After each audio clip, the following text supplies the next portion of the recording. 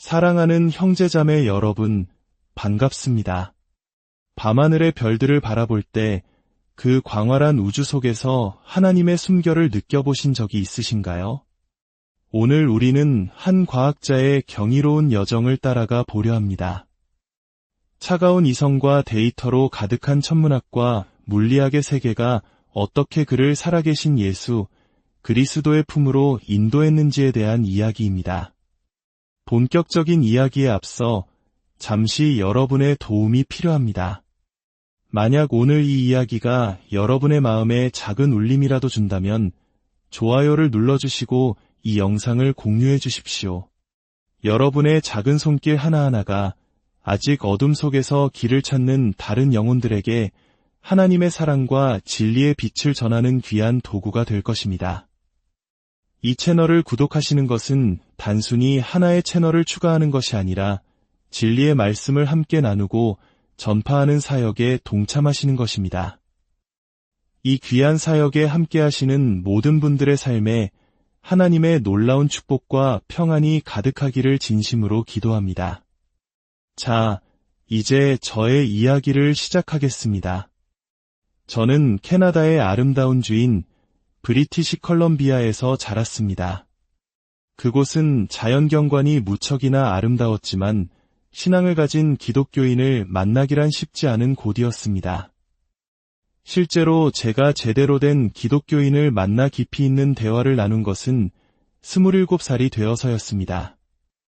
하지만 별들과 은하계와의 첫 만남은 훨씬 이른 7살의 나이에 찾아왔습니다. 어느 날 저녁, 부모님과 함께 산책을 하다가 문득 밤하늘을 가리키며 물었습니다. 엄마, 아빠, 저 별들은 뜨거워요. 부모님은 그렇다고 대답해 주셨죠. 저는 다시 물었습니다. 왜 뜨거운지 알려주세요. 그러자 부모님은 도서관에 가보라고 하셨습니다. 그것이 모든 것의 시작이었습니다.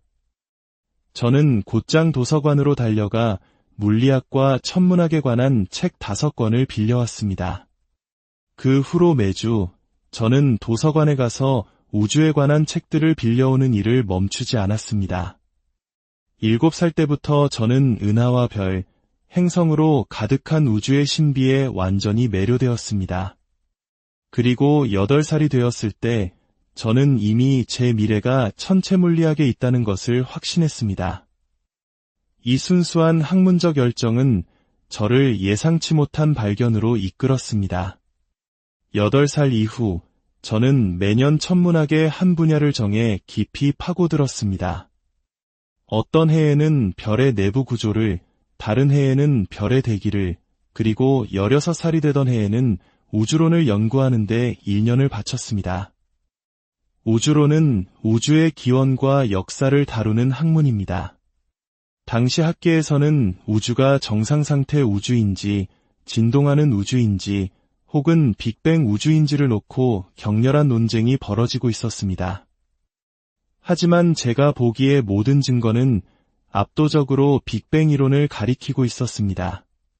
빅뱅. 이 단어는 제게 엄청난 충격으로 다가왔습니다.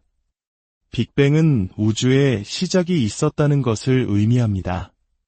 그리고 시작이 있다면 그 시작을 가능하게 한 시작하신 분, 즉 창조주가 반드시 존재해야만 했습니다. 17살의 저는 그때부터 우주의 창조주를 찾는 여정을 시작했습니다. 처음에는 현대 우주론의 아버지라 불리는 철학자 임마누엘 칸트의 저서에서 그 답을 찾으려 했습니다. 그는 신에 대해 이야기했지만 그의 순수 이성 비판에서 시간과 공간은 영원 전부터 존재했다고 주장했습니다. 저는 이것이 사실이 아님을 알고 있었습니다. 시간과 공간은 우주가 탄생하면서 함께 생겨난 것이기 때문입니다. 데카르트를 비롯한 다른 철학자들의 사상 역시 제가 천문학을 통해 알게 된 사실들과 맞지 않았습니다.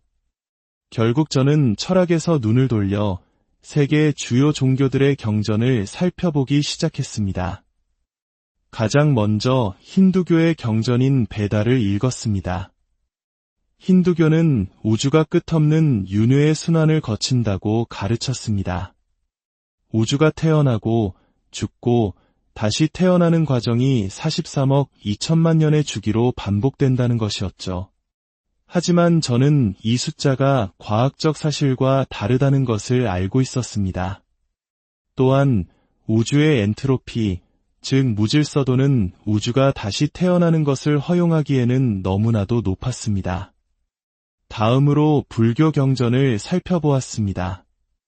제가 다녔던 밴쿠버의 고등학교에는 아시아계 친구들이 많았고 그들 중 다수가 불교 신자였기 때문입니다.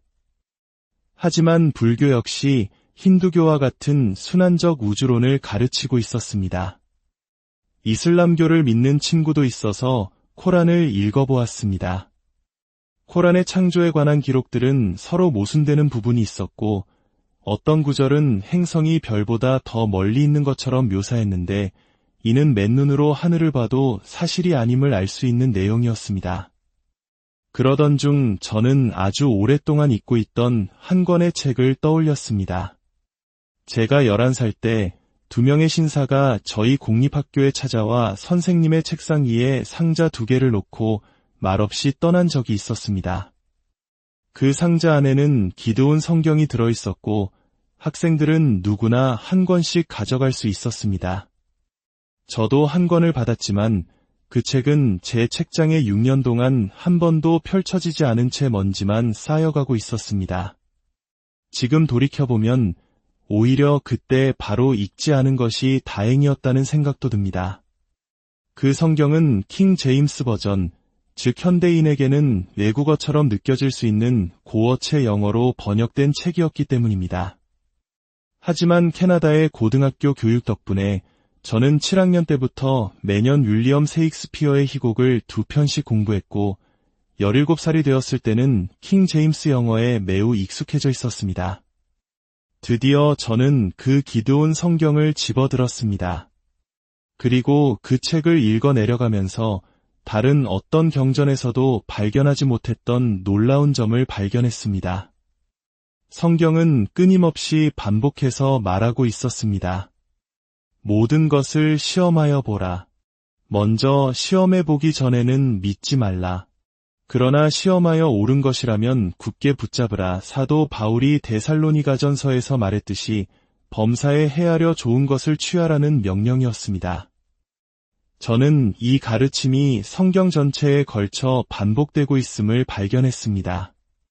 더 놀라운 것은 성경이 창조에 대해 말하는 방식이 완벽하게 과학적 방법론을 따르고 있다는 사실이었습니다.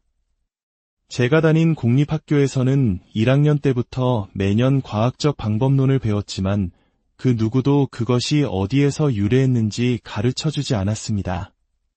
하지만 성경을 읽으며 저는 깨달았습니다. 성경은 객관적인 시험을 명령할 뿐만 아니라 모든 것을 단계별로 어떻게 시험해야 하는지 그 방법까지 알려주고 있었습니다. 바로 이것이었습니다. 종교개혁 시대의 유럽에서 과학혁명이 폭발적으로 일어난 것은 결코 우연이 아니었습니다. 종교개혁을 통해 사람들은 스스로 성경을 읽도록 장려받았고 과학적 소양을 가진 이들은 성경에 담긴 이 시험의 방법론을 발견했습니다. 그들은 이것을 자신들의 과학 연구에 적용했고 그것이 바로 과학적 방법론의 탄생이자 과학혁명의 시작이었던 것입니다.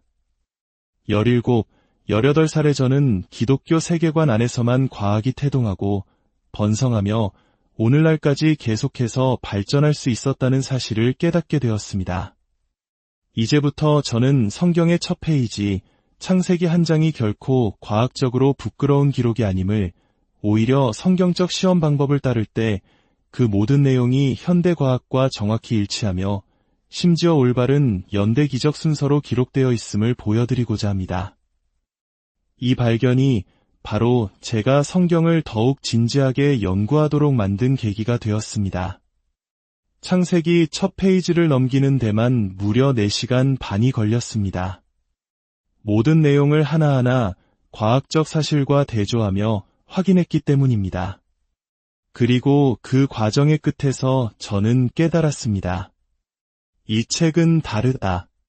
이 책은 내가 읽은 유일한 창조 이야기를 모든 세부 사항에서 정확하게 기록한 책이라는 것을 말입니다. 성경의 첫 문장은 이렇게 시작합니다. 태초에 하나님이 천지를 창조하시니라. 저는 이 천지가 무엇을 의미하는지 궁금했습니다. 구약 성경 전체를 찾아보았지만 우주라는 단어는 없었습니다. 고대 히브리어에는 우주에 해당하는 단어가 없었던 것입니다. 대신 그들은 하늘과 땅이라는 표현을 사용했습니다. 이 표현은 단순히 물질과 에너지를 넘어 시간과 공간을 포함한 모든 물리적 실제, 즉 우주 전체를 의미하는 것이었습니다. 이는 다른 모든 종교의 가르침과 근본적으로 다릅니다. 다른 종교들은 시간과 공간이 영원하며 신들이 그 영원한 시공간 안에서 창조 활동을 한다고 가르칩니다. 그러나 오직 성경만이 시간과 공간조차도 하나님께서 우주를 창조하실 때 비로소 존재하게 되었다고 선포합니다. 제가 이 사실을 성경에서 발견했을 무렵 영국의 물리학자들은 최초의 시공간 정리를 개발하고 있었습니다. 스티븐 호킹을 세계적인 명성으로 이끈 바로 그 정리입니다. 이 시공간 정리의 결론은 간단합니다. 만약 우주의 질량이 존재하고 일반 상대성 이론이 우주의 움직임을 정확하게 설명한다면 시간과 공간은 반드시 시작점을 가져야 한다는 것입니다. 다시 말해, 시간과 공간은 창조되었습니다. 이는 시간과 공간을 초월한 존재, 즉 우리의 물질, 에너지, 시간, 공간의 우주를 창조하신 분이 반드시 계셔야 함을 의미합니다. 17살에 저는 깨달았습니다. 현대 물리학이 증명한 우주의 창조주는 바로 성경의 하나님이라는 사실을 말입니다. 창세기 1장 1절, 이 한 문장만으로도 우주를 창조한 신은 힌두교나 불교, 이슬람의 신이 아니라 바로 성경의 하나님이심을 확증할 수 있었습니다. 기적을 행하시는 하나님은 반드시 존재하십니다. 이 우주의 물리 법칙은 단지 우리의 존재를 가능하게 하도록 최적으로 설계된 것만이 아닙니다. 동시에 이 우주는 악을 영원히 제거하시려는 하나님의 손에 들린 도구로서 최적으로 설계되었습니다. 그리고 악이 완전히 사라진 후 하나님께서는 이 우주를 완전히 새로운 물리 법칙이 적용되는 새로운 영역으로 대체하실 것입니다. 요한계시록 21장에 기록된 것처럼 새 창조 세계에서는 중력도 열역학 법칙도 필요 없을 것입니다. 더 이상 쇠퇴나 죽음, 고통이 존재하지 않을 것입니다. 이제 저의 삶을 바꾼 4가지 핵심 단계를 통해 어떻게 성경이 하나님의 영감으로 쓰인 무오한 말씀임을 깨닫게 되었는지 나누겠습니다. 성경적 시험 방법의 첫 번째 단계는 관점을 확립하기 전에는 해석하지 말라는 것입니다. 대부분의 과학자들이 창세기 1장을 비과학적인 이야기로 치부하는 이유는 바로 이 첫 단계를 따르지 않기 때문입니다. 창세기 1장 2절은 창조 이야기의 관점이 우주 전체에서 지구의 표면으로 바뀐다는 것을 명확히 합니다. 구름층 아래 물의 표면에서 이를 바라보는 관점입니다.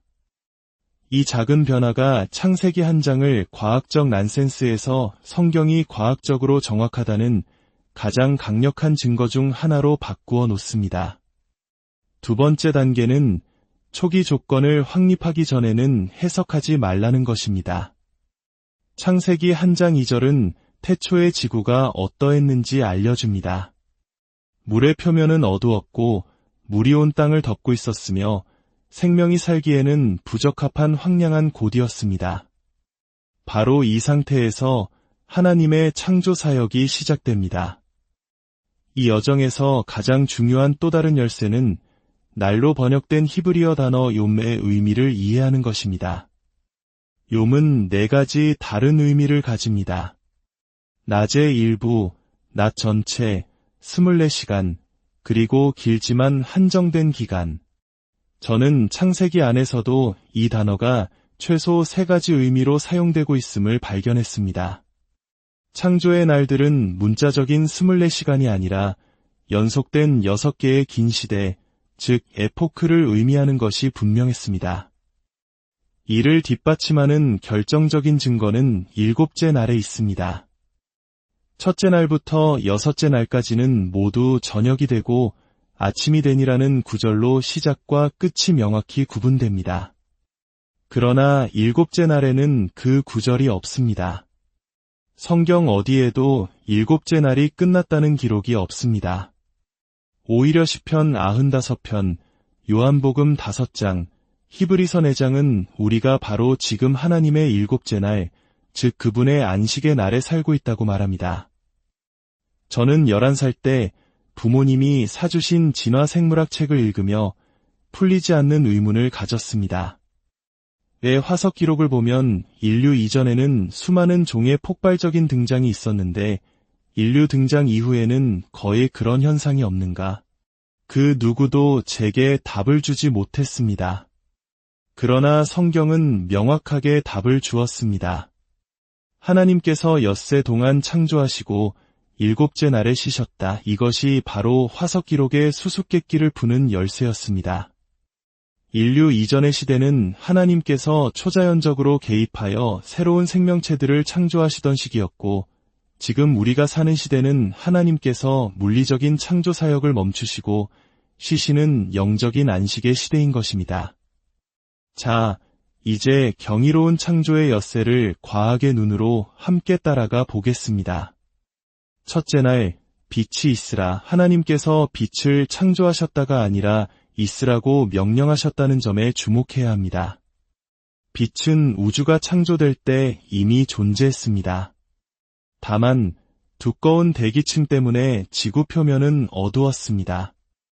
첫째 날의 기적은 하나님께서 불투명했던 지구의 대기를 반투명하게 바꾸셔서 빛이 통과할 수 있게 하신 것입니다. 이로써 광합성이 가능해지고 최초의 생명체가 번성할 수 있는 환경이 조성되었습니다. 천문학자로서 저는 태초의 지구가 오늘날 금성처럼 매우 두꺼운 대기를 가졌을 것이라고 확신합니다.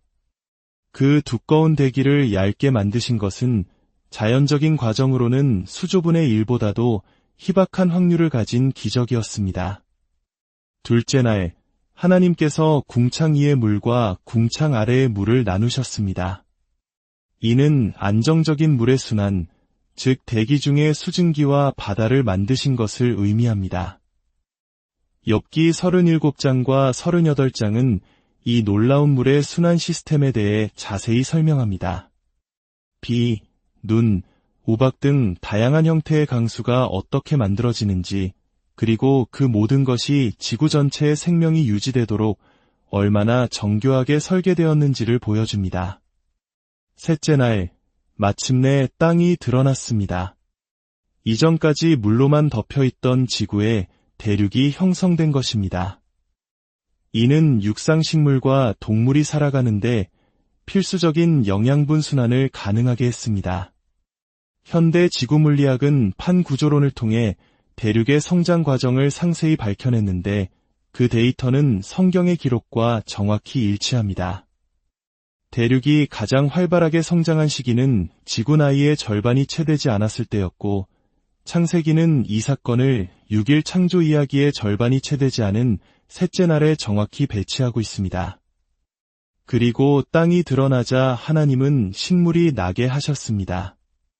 최근의 과학적 발견들은 동물 이전에 육지에 식물이 번성했다는 동위원소 증거와 미세 화석 증거를 찾아내며 창세기의 기록이 옳았음을 다시 한번 입증했습니다. 넷째 날, 하늘의 궁창에 광명체들이 있어 이날은 해와 달과 별들이 지구 표면에서 보이기 시작한 날입니다. 즉, 반투명했던 대기가 마침내 투명하게 바뀐 것입니다. 마치 짙은 안개가 걷히고 맑은 하늘이 드러나는 것처럼 말입니다. 이는 동물들이 번식과 먹이 활동을 위해 계절과 날짜를 파악하는 데 필수적이었습니다. 과학자들은 이 시기에 지구 대기 중 산소 농도가 급격히 증가하는 제2차 대산소화 사건이 있었다는 것을 발견했습니다. 산소 농도가 1%에서 8%로 뛰어오르자마자 동물들이 생존할 수 있는 최소 조건이 충족되었고, 놀랍게도 그 순간 화석 기록에는 마치 약속이라도 한 듯 수많은 동물들이 폭발적으로 등장합니다. 다섯째 날, 물들이 생물을 번성하게 하라. 이는 캄브리아기 대폭발로 알려진 사건을 떠올리게 합니다. 선도적인 진화 생물학자들조차 이 사건에 대해 생명의 폭발적인 등장을 유물론적으로 설명하기는 점점 더 어려워지고 있다고 고백합니다. 리처드 도킨스 같은 무신론자도 이 시기의 동물들이 아무런 진화의 역사 없이 무에서 갑자기 나타났다고 인정할 정도입니다. 특히 이날 성경은 창조하다라는 의미의 히브리어 바라를 두 번째로 사용하며 이전에는 없었던 완전히 새로운 존재, 즉 새와 바다, 포유류의 등장을 강조합니다. 이들은 단순히 물리적인 존재를 넘어 마음과 의지, 감정을 가진 혼적인 존재들입니다. 이들은 새끼를 돌보기 위해 자신을 희생하고 인간과 정서적 관계를 맺을 수 있는 능력을 가졌습니다. 여섯째 날, 하나님께서 세 종류의 특화된 육상 포유류를 창조하셨습니다. 이들은 인류 문명의 시작에 가장 중요했던 동물들입니다. 첫째는 짧은 다리를 가진 동물, 즉 설치류입니다. 이들은 초기 인류가 추운 기후로 이동하는데 필수적인 의복 재료를 제공했습니다. 또한 놀랍게도 쥐와 같은 설치류의 DNA는 인간과 매우 유사하여 알츠하이머와 같은 뇌질환 치료법 개발에 결정적인 도움을 주고 있습니다. 둘째와 셋째는 긴 다리를 가진 동물로 길들이기 쉬운 초식동물과 길들이기 어려운 육식동물입니다. 하나님은 이 동물들이 우리를 섬기고 우리에게 기쁨을 주도록 창조하셨습니다. 그리고 마침내 하나님은 인간을 창조하셨습니다. 여기서 바라라는 단어가 세 번째로 사용됩니다. 인간은 육과 혼을 가졌을 뿐만 아니라 하나님과 관계를 맺을 수 있는 유일한 영적 존재로 창조되었습니다. 저는 17살의 나이에 이 모든 것을 깨달았습니다. 창세기는 초기 지구의 상태, 창조 사건의 내용, 그리고 그 연대기적 순서 모든 면에서 완벽한 점수를 기록했습니다. 모세가 하나님의 도움 없이 이 모든 것을 추측해서 정확한 순서로 배열했을 확률은 400억 분의 1보다도 낮습니다. 저는 이것이 우연이 될 수 없다고 결론 내렸습니다. 유일한 설명은 실제로 이 모든 창조 사역을 행하신 분이 모세에게 영감을 주어 이 기록을 남기게 하셨다는 것뿐이었습니다. 그날 이후 저는 매일 한두 시간씩 성경을 연구하는 데 몰두했습니다. 성경에 기록된 과학, 역사, 지리에 관한 모든 내용이 사실인지 확인하는 데 18개월이 걸렸습니다. 그 과정에서 저는 성경이 과학적으로 정확할 뿐만 아니라 수천 년 후의 과학적 발견들을 미리 예언하고 있는 구절을 200개가 넘게 발견했습니다. 이 모든 예언이 우연히 맞았을 확률을 계산해보니 10의 300제곱분의 1보다도 희박했습니다. 마침 물리학 수업에서 교수님이 우리 중 한 명이 여력학제, 이 법칙의 갑작스러운 역전현상으로 사망할 확률을 계산하는 과제를 내주셨는데 그 확률이 10의 80제곱분의 1이었습니다. 이것은 우주 전체 역사상 단 한 번도 일어나지 않았다고 확신할 수 있을 만큼 작은 확률입니다. 그런데 제가 계산한 바에 따르면 성경의 신뢰도는 이 물리학 법칙보다 무려 10의 220제곱배나 더 높았습니다. 19살에 저는 깨달았습니다. 나는 매 순간 여력학제, 이 법칙의 신뢰성에 내 삶을 의지하고 있다. 그렇다면 이 법칙보다 비교할 수 없을 정도로 더 확실한 이 책, 성경의 메시지를 신뢰하지 않는 것은 지극히 비합리적인 일이다. 제가 가졌던 기도온 성경의 마지막 페이지에는 이 책이 우주를 창조하신 분의 영감받은 말씀임을 확신하게 되었을 때 무엇을 해야 하는지에 대한 안내가 있었습니다. 그 글은 하나님께서 모든 사람의 마음에 양심이라는 율법을 새기셨으며 우리 중 누구도 그 기준에 따라 온전히 살 수 없음을 지적했습니다. 그러나 그토록 사랑이 많으시고 전능하신 하나님께서는 반드시 우리를 위한 구원의 길을 마련해 놓으셨을 것이라고, 그리고 그 길은 바로 하나님 자신을 통해서만 가능하다고 말하고 있었습니다. 또한 하나님은 우리 자신보다 우리를 더 잘 아시며 완벽하게 선하고 순결하신 유일한 분이시기에 그분을 우리 삶의 주인으로 모시고 그분의 인도를 따르는 것이 가장 합리적인 선택이라고 권면했습니다. 그 페이지에는 예수 그리스도를 나의 창조주, 주님, 그리고 구원자로 영접한다는 서약서에 이름과 날짜를 적는 칸이 있었습니다. 1964년 8월 6일 새벽 1시 5분, 저는 그곳에 제 이름을 서명했습니다. 그 순간 제 삶은 영원히 바뀌었습니다. 오늘 저의 이야기를 들어주셔서 감사합니다. 밤하늘의 무수한 별들을 통해 말씀하시는 창조주 하나님의 위대하심과 그 아들 예수 그리스도를 통해 우리에게 보여주신 그분의 놀라운 사랑과 구원의 은혜가 이 시간 여러분 모두의 마음속에 깊이 새겨지기를 소망합니다. 하나님의 은혜와 평강이 여러분과